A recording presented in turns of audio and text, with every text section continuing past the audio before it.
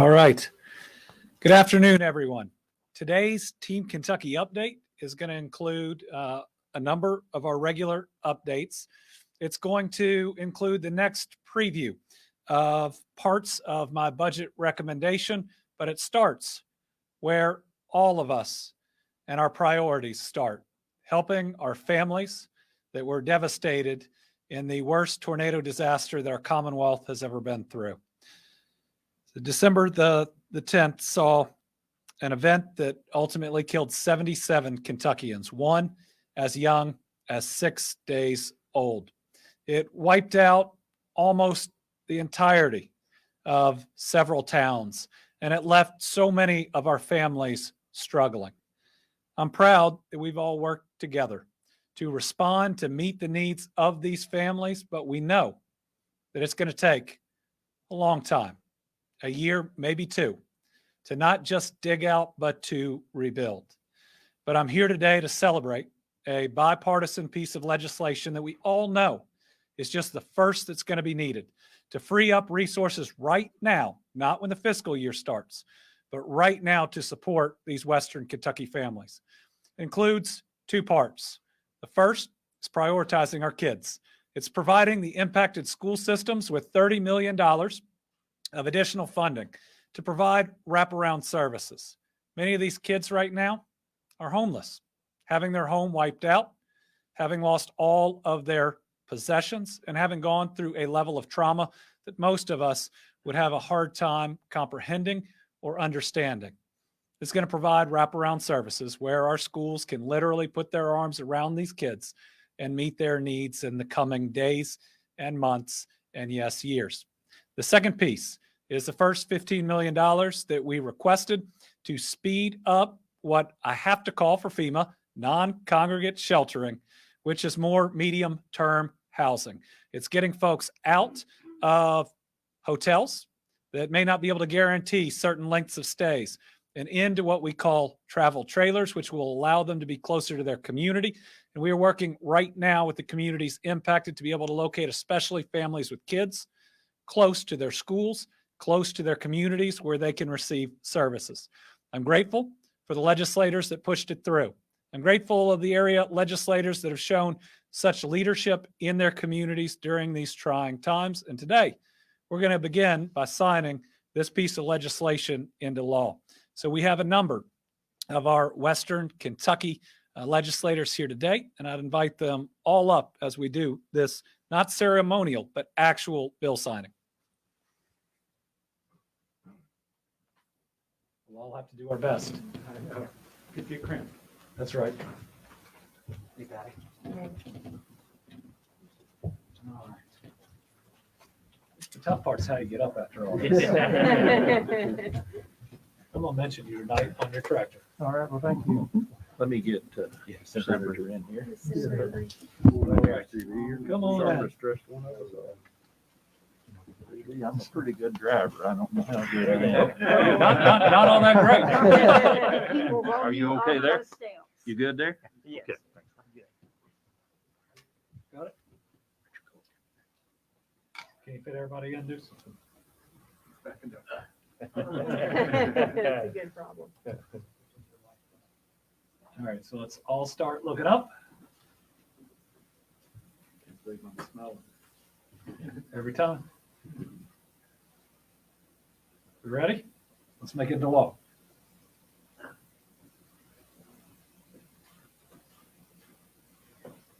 And 113, 2022.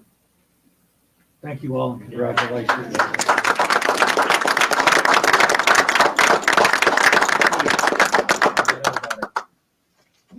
As I try to get up and knock everybody. Thank you all. I'll tell you what, if the sponsors in the House and the Senate would like to say a few words. Absolutely. From here. Go ahead. Yeah. So this is very much appreciated. I want to say thank you to the governor for his quick response. I was on the phone with him within hours after the tornado passed through Mayfield.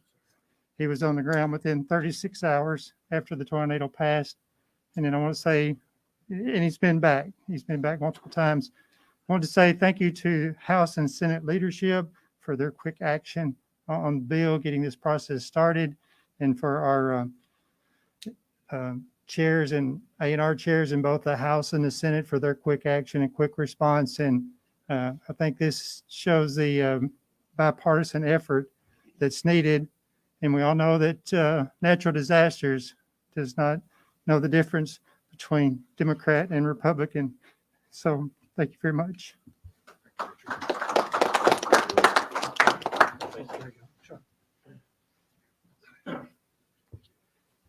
I want to say thank you, especially to the Senate leadership and our leadership in the House that we have as well, and all of these Western Kentucky senators as well as House members that collaborated on this. We first heard on a call from the governor the needs, as we also talked with our area judge executives and city mayors. And on the ground, FEMA was there almost immediately, but our emergency management folks were so critical in all of this. And so this is just the first actually allocation of that fund. There will be more as we figure out what the immediate needs are. And I just want to say the senator from Callaway, who is primary sponsor in the Senate, could not be here today. I know he expresses those thanks as well and appreciation for his communities too. Thank you so much.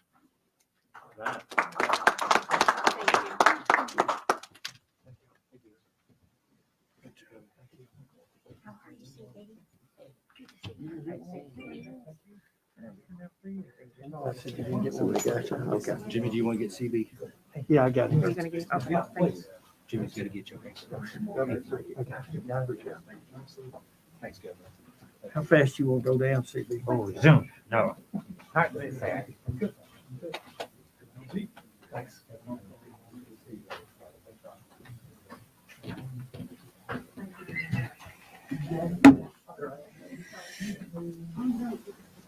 All right, thank you, Governor, and to all of the legislators who could join us here for that today. I've got some great economic development announcements to share now. And the first we're going to start with is Novelis.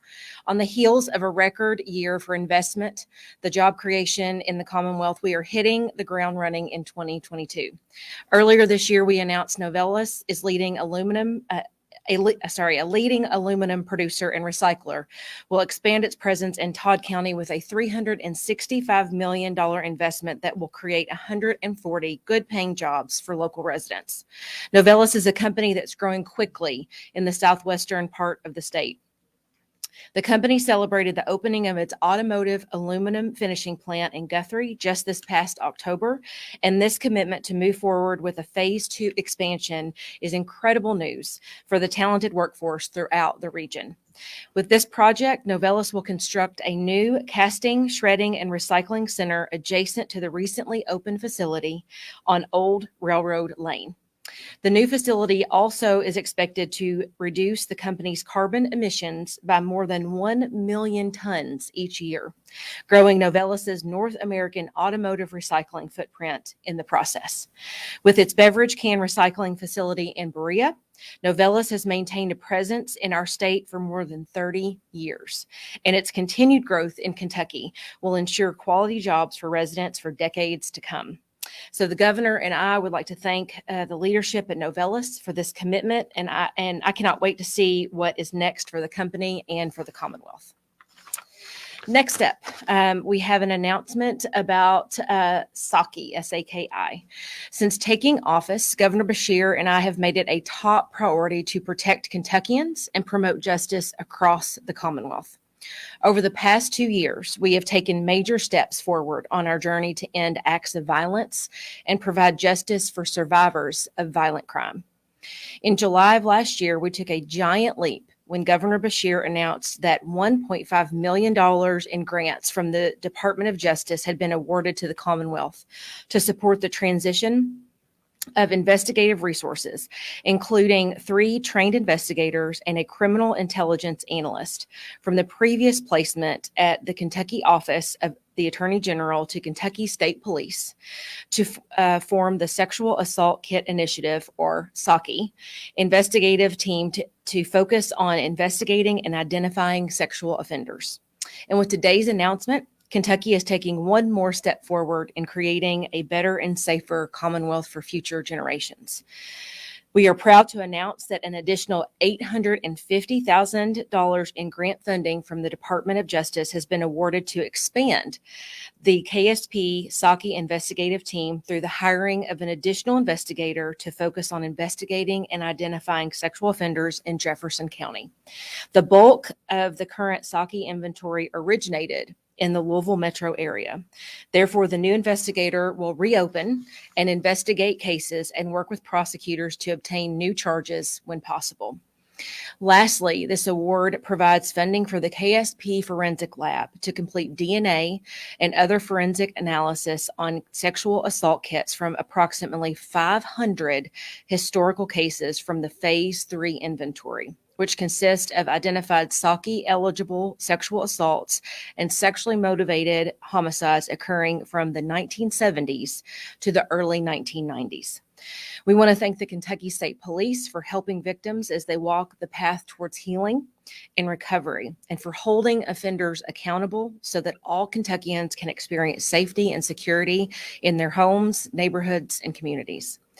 The work of the KSP SAKI team is tough and honorable, but the events these individuals have faced is horrific and something that most of us cannot even imagine.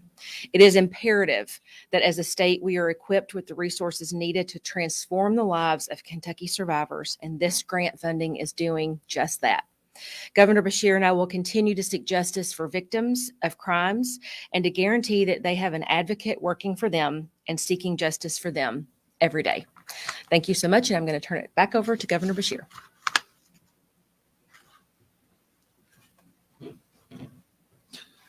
All right. Today is day 4 of our preview of my recommended budget titled Our Future is Now. It's a budget that moves Kentucky not right or left, but forward. This is a budget built on values that we as Kentuckians live by, while making bold investments to continue our record-breaking economic momentum. On Monday, I discussed my plan for education and how my budget for the first time ever offers free pre-K for every 4-year-old in Kentucky. We talked about how we're adding nearly $2 billion of additional funding from pre-K through 12th grade. That lives up not just to the promises we made in Kara and the Rose decision, but also gives us the opportunity to build the world-class workforce that our world-class economy needs, but it also gives everybody a chance, everybody opportunity.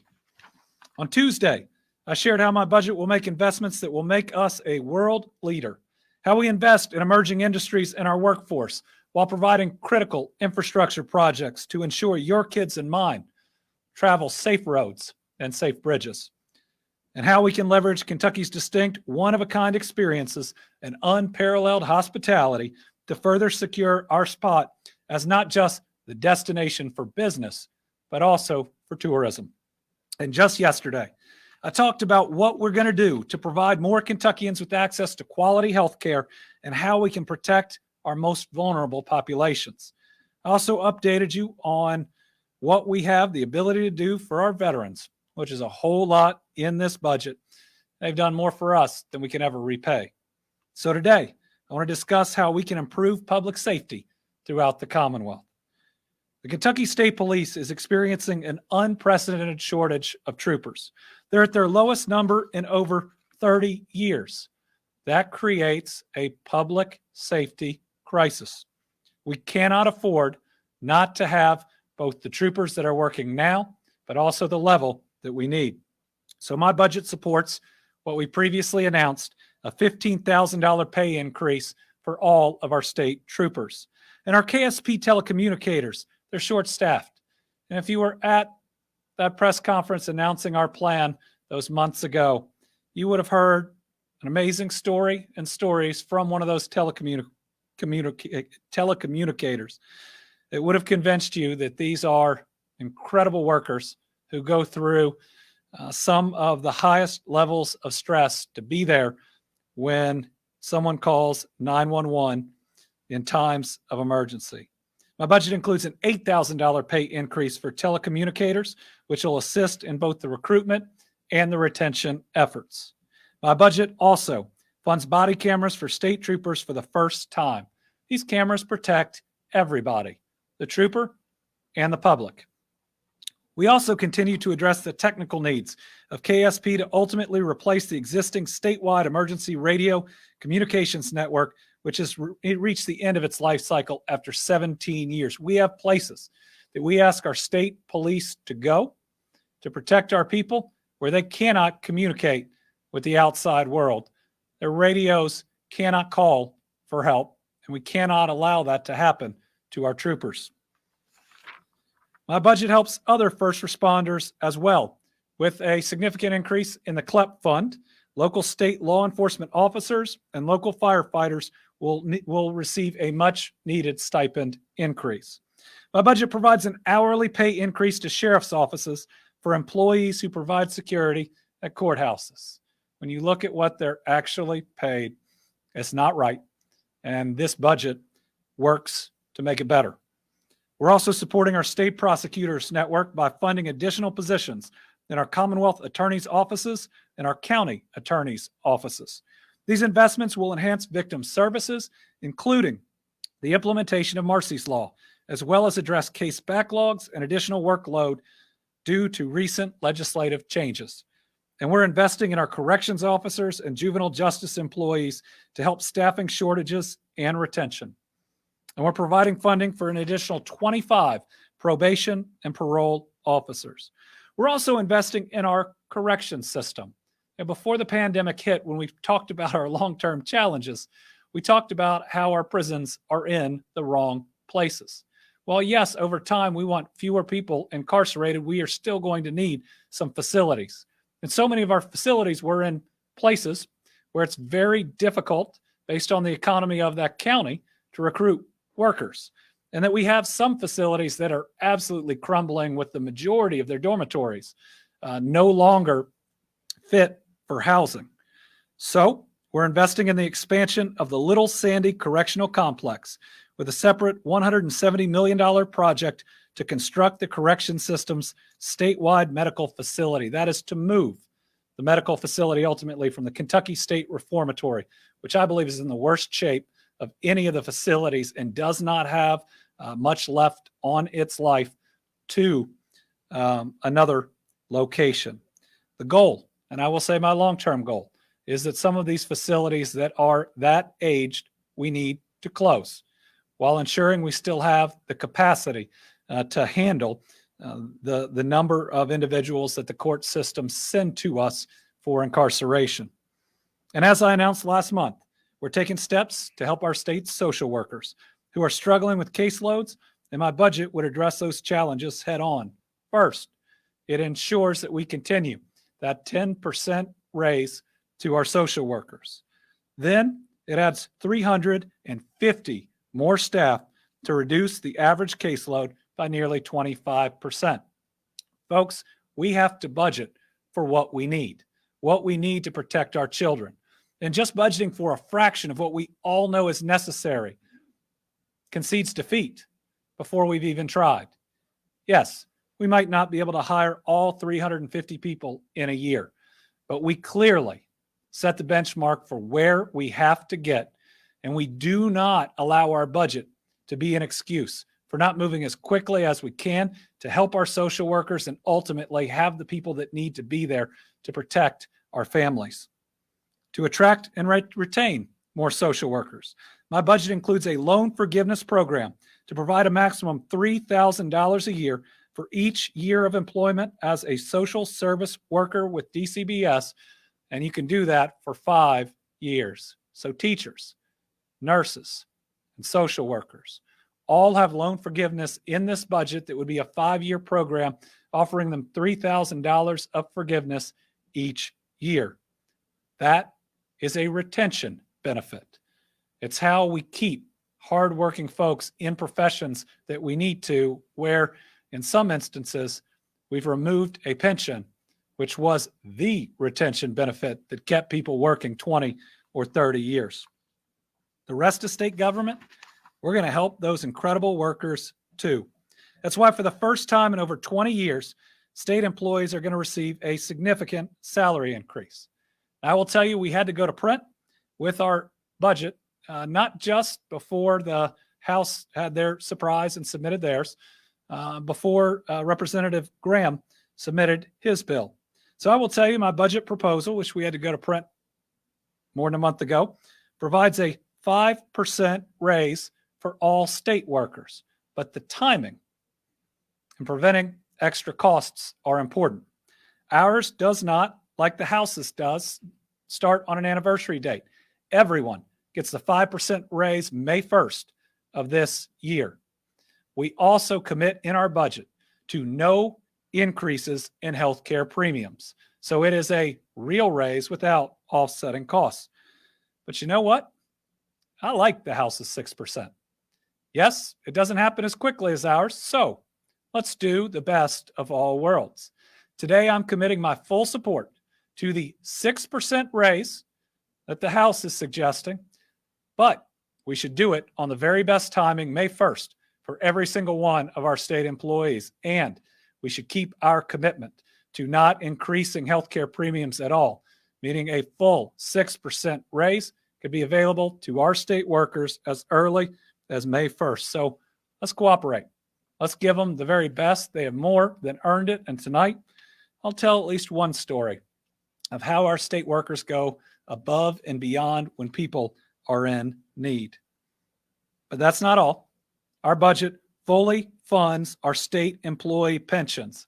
And more than that, we lessen our long-term liabilities by significantly more than the House budget.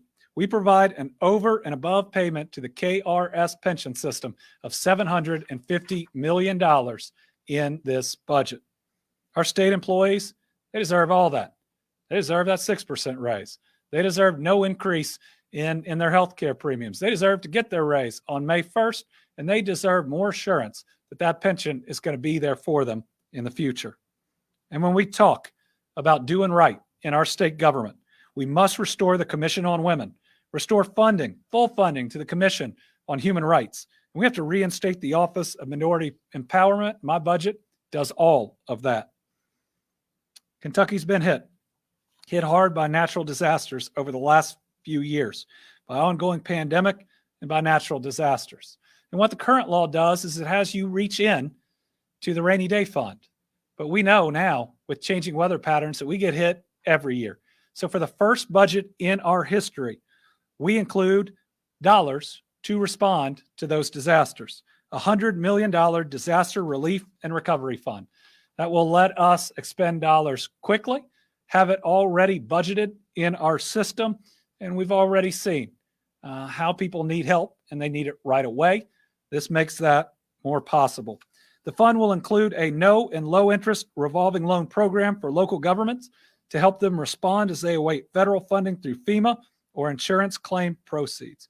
And while we're talking about helping our counties, my budget returns 100% of coal severance funds to coal counties, including the dollars for debt service. That'll be $40 million over 2 years, the largest return, at least by percentage, of coal severance funds since the program originated.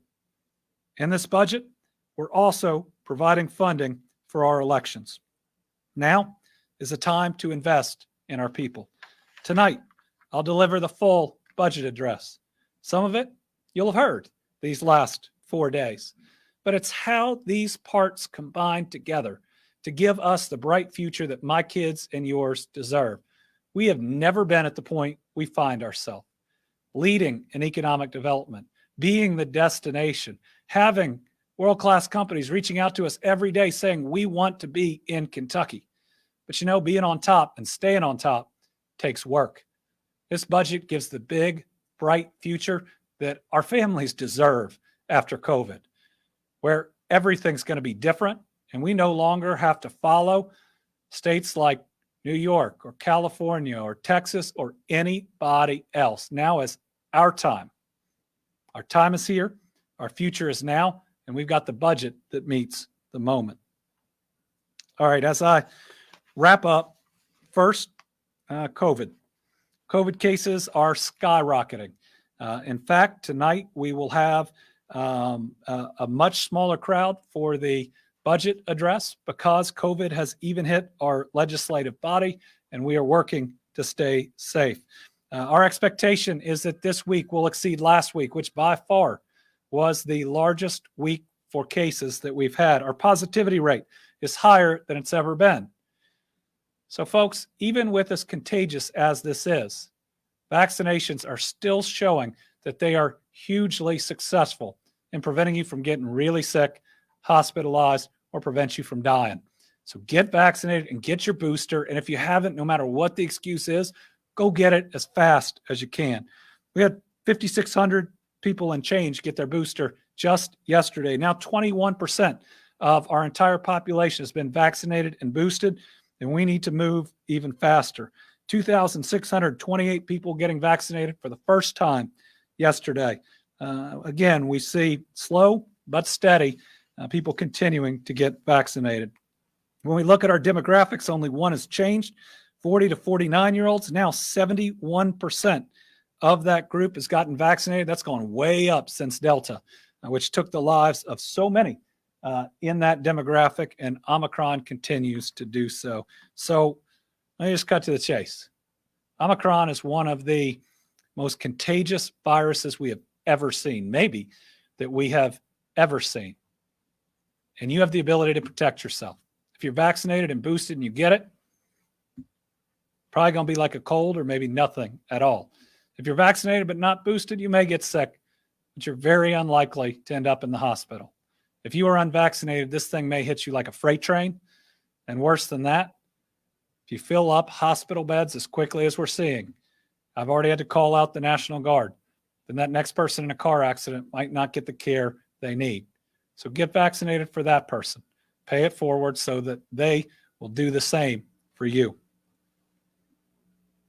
Two more pieces. As we've talked about before, the Red Cross has reported we are experiencing the worst blood shortage in over a decade. That's COVID, that's natural disasters, and others. The dangerously low blood supply levels have forced some hospitals to defer patients from major surgery, including organ transplants. We desperately need more folks to sign up and donate. You can save a life. So I know I've asked a lot. I've asked you to get vaccinated, get boosted, wear a mask, in the proper situations, avoid big crowds. I'd ask you, if you can, to give blood too. In partnership with the Red Cross, I gave blood at the Capitol Rotunda, along with Lieutenant Governor Coleman and other state leaders. We even brought Winnie along to make sure everybody was comforted. Today, I'd like to thank another Kentuckian who's bringing attention to this issue, Miss USA and Team Kentucky All-Star, Elle Smith. Elle donated blood just a few weeks ago after she helped deliver gifts as part of the First Lady's Christmas Toy Drive.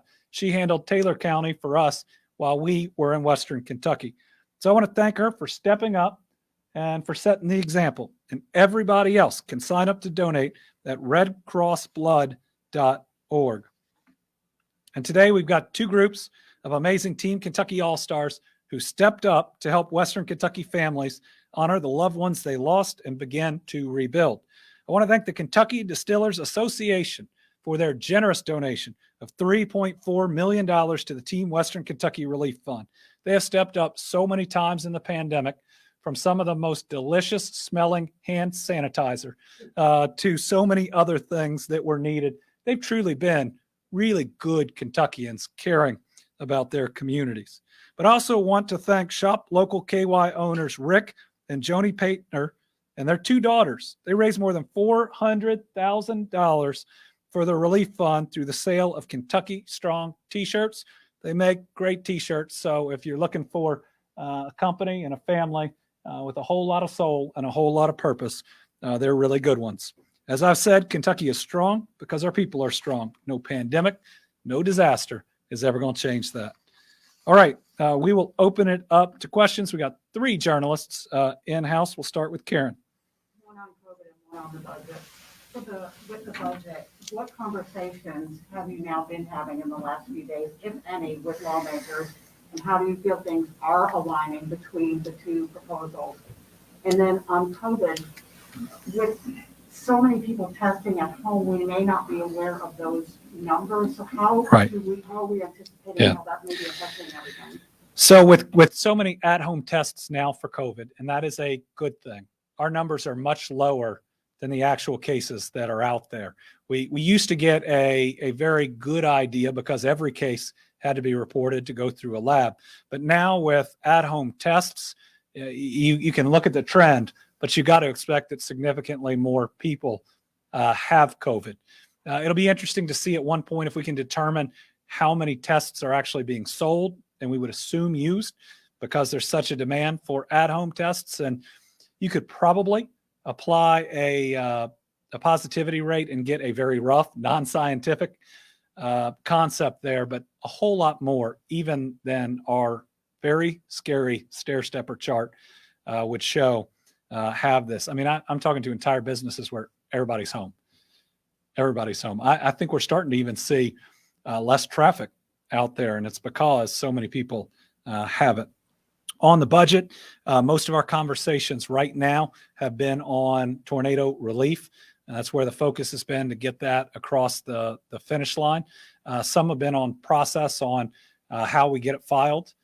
Tonight, I believe the speaker himself is going to file it, and there's going to be lots of opportunity for conversations moving forward. Mark. In those conversations moving forward, obviously a lot of similarities in the 2 budgets, but I mean, if GOP leaders said to you, okay, Governor, we'll give you 3 things that are not in our budget right now, which of those 3 things would you absolutely want to include that are not in their budget currently? That's like an essay question. The question is, if we sit down with GOP leaders and they say, give us 3 things that are most important to you to get in this budget that are not in both of them, because KSP raises, for instance, are in both of them. There are some things that they added from the last budget, but not nearly to the level and opportunity that we have. Listen, the GOP budget doesn't move us backwards, right? Like so many budgets had to that were submitted for so long. And maybe they tread water, maybe they move forward just a little, but it's the opportunity here is so great. That's such an incredible moment. You know, my challenge to them is, let's be bold. We can. There's no excuse not to. And not one thing that I've pushed forward has been red or blue, Democrat or Republican. All of them address the kitchen table issues in front of our families. Certainly pre-K and record education funding have to be 2 of the top ones that need to be on the table. There are so many others that we've talked about that are so critical to our families. Ensuring state worker raises, making sure we have enough social workers. The site identification and development site, incredibly important if we don't want to fall behind, right, on that next Ford or Toyota. So I imagine if I was asked that question, I would probably list 9 for the 3 that were offered. Joe. Can you lay out some specifics on how much your budget proposal is devoting to the rainy day fund over the next 2 years and what that will bump it up to and how that differs from what the Republicans are proposing for the rainy day fund? And let me ask John to come up so we can get all that right. So right now, we have one of the largest rainy day funds in our state's history. When I became governor, we had one of the smallest in the country.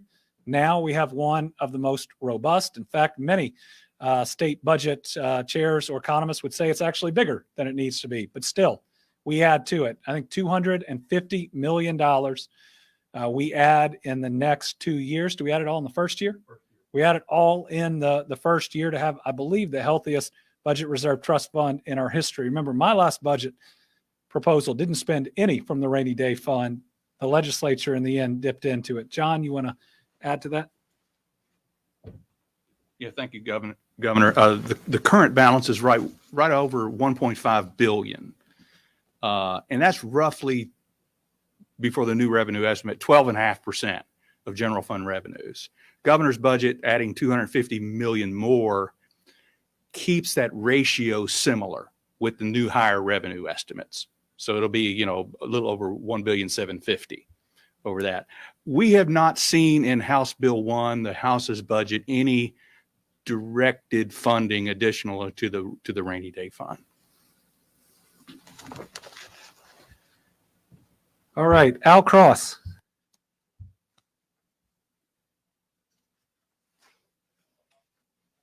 Yeah, thank you, Governor. This might be for Dr. Hicks as well. While the Republicans haven't designated money for the rainy day fund, they haven't appropriated all the expected revenue. And Right. according to what the speaker said Monday night on KET, looks like they're going to pass a budget that has a lot of leftover money and then use that as the parameter for tax cuts. What do you think about that approach? Well, I think that it is unnecessary and can be destructive. I mean, the concept when people throw out something like tax reform, what they always say is it's our business climate that we need to improve. Al, we just came off the best year of economic development ever in our history. One of the largest, most sophisticated companies in the country is investing $6 billion in us. We had $11.2 billion in new investment, 18,000 new jobs at the second highest wage. Corporate receipts are higher, I think, than they've ever been before, meaning our companies are making more money because that's corporate income tax. They only pay that amount more if they're making that amount more. We're seeing the same through withholdings and other parts. Every single indication that is all based on success of the business community coming into the state is that we've never had a better, more favorable environment than now. So if we've arrived, if we're beating other states in economic development, if our companies are doing better than they've ever done before, and they tinker with our tax code, and there are always unintended consequences, we could really hurt, if not kill, the golden goose that right now is providing such opportunity for us. You know, most of the time when you're winning and you're winning and you're winning, you don't change your offense just because you think you might want to, right? If we continue the way that we are moving and with the tax code that we have, we will continue to win. Tom Latek, Kentucky Today. Well, thank you, Governor, and good afternoon. I'm seeing more and more stories that Omicron may have seen its peak in the United States. Have you gotten any information from the Biden administration regarding that? And or have you heard something from Dr. Stack or state public health officials on that topic? So we do not believe, and we're not getting information in, that Omicron has peaked in the United States yet. They think that it may have peaked certainly in Africa. There are some areas of the United States that we're hoping it's peaked and will decrease. What they are telling us is that they believe the peak will occur in January, that we haven't hit it yet in most places, but that in the coming weeks, and I don't think anybody has an exact time period, that they hope that it will peak. But that hope is also mixed with the concern about how fast it's increasing and what that means about where the peak is. Again, it's all theory. We really hope it's true. Generally, when you look at these things, like if we can go all the way back to Philadelphia versus St. Louis, the faster you go up, the faster you go down, but also the more lives you lose, even in that short period of time. Bria Jones. No questions from me at this time, Governor. Thank you. Bria Jones is our new Team Kentucky All-Star. John Charlton.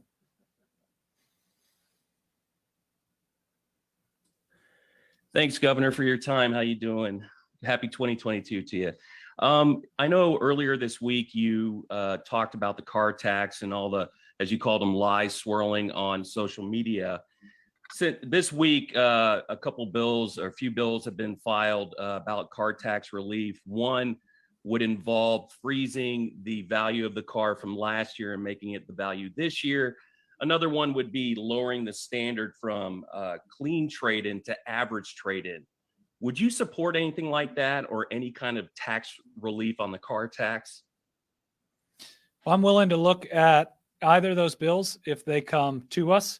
There was what appeared to be a concerted effort to say somehow the Beshear administration can just raise the taxes on your car, which isn't accurate. The legislature sets the tax rate. And what's happening is people's cars are worth more than ever before. With where the market is, with not a lot of new cars coming out because of chip shortages or not enough, there's been a larger market for used cars, which just like when your house appreciates, your car appreciates, and thus that percentage times a higher value means you get a higher tax bill. Providing relief there could be something that could be really helpful for Kentuckians, and I'd want to look at the bill itself. I want to make sure that we're ultimately being fair to Kentucky families, and we look at whether that relief is helping the people that need it the most, but would be happy to look at and review either of them. Now, I never commit to signing something theoretical because it hasn't worked its way through the process, and oftentimes things look very different by the time they get out of the process. All right, tonight, 7 p.m., we'll be doing our update. We'll see you then. Not our update. I'm doing the budget address.